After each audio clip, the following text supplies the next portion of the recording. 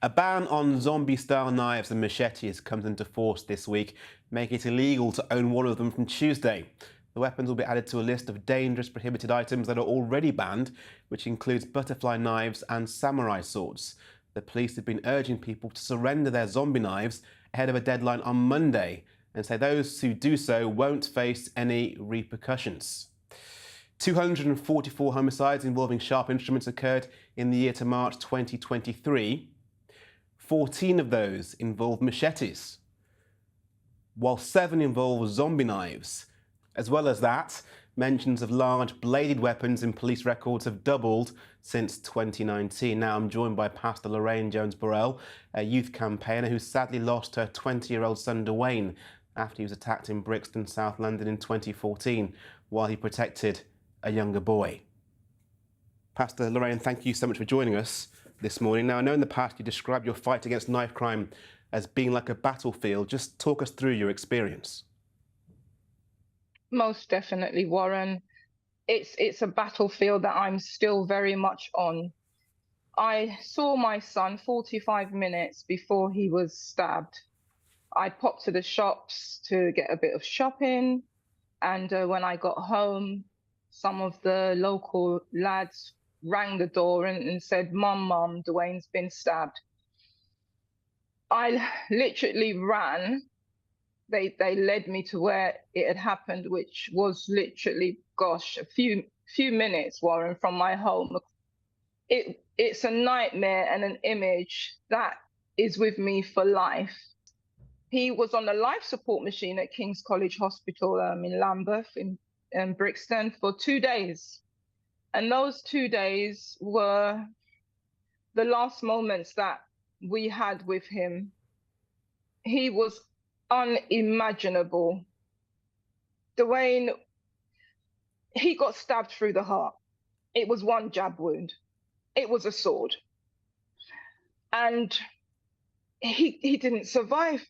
Really appreciate you speaking about Dwayne with us this morning. It's something which clearly is very painful and difficult to talk about. And clearly your campaigning and your work you've been doing in these last 10 years is because you don't want other families to be impacted in the same way that you have. Now, I know in the last few months you've met with the Prime Minister, before he was Prime Minister, Keir Starmer, to discuss the need to tackle knife crime head on. You must be pleased with this ban. I am pleased. But Warren, the problem we have is so huge. It's not just the ban of knives, which I have been campaigning with a number of other families to happen, but it's the ripple effect, the fear, the trauma. We've got more young people than ever that are carrying these knives. It's the intervention. Dwayne started a boxing gym in Angeltown, Warren, before he was killed. And he started that gym as an engagement tool with young people to help deter them away from bad choices. We had a big problem of gang warfare. And Dwayne engaged with a number of young people to help them. What I've seen over the 10 years since I've lost Dwayne is the lack of young people resources not being brought up to the needed requirement which they need. There's still a lot of work and a lot of resources needed to provide spaces for young people to engage. This ban is in the right direction. I'm pleased that Keir has kept his promise. I met him, like you said, before he was Prime Minister. And he also invited me to the first roundtable knife crime discussion. I am very pleased with him that he has kept his word, and I have confidence that he is going to make a big difference.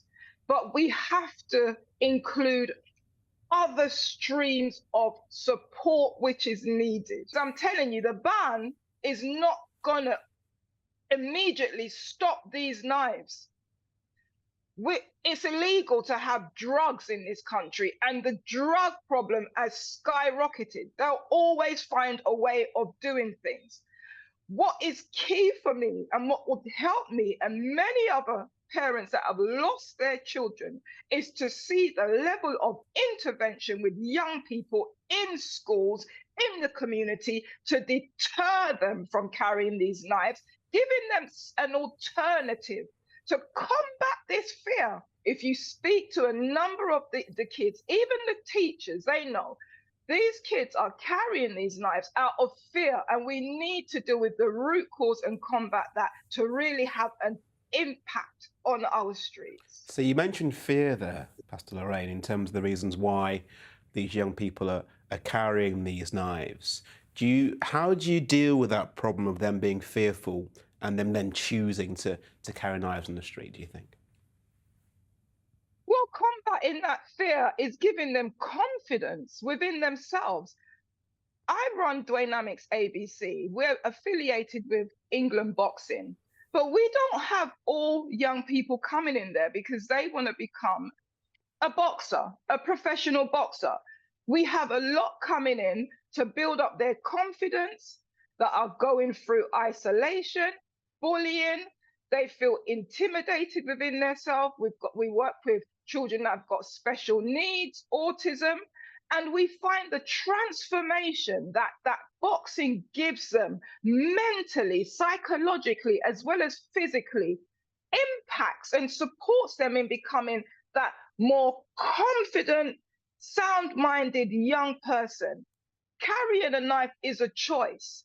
And if you are surrounded by an environment where you are not being supported to combat fear, you're going to make that bad choice in carrying a blade. And this is what we do not want. So, when the young people come into our gym, they come in happy and thriving. They leave, oh, Jesus, empowered.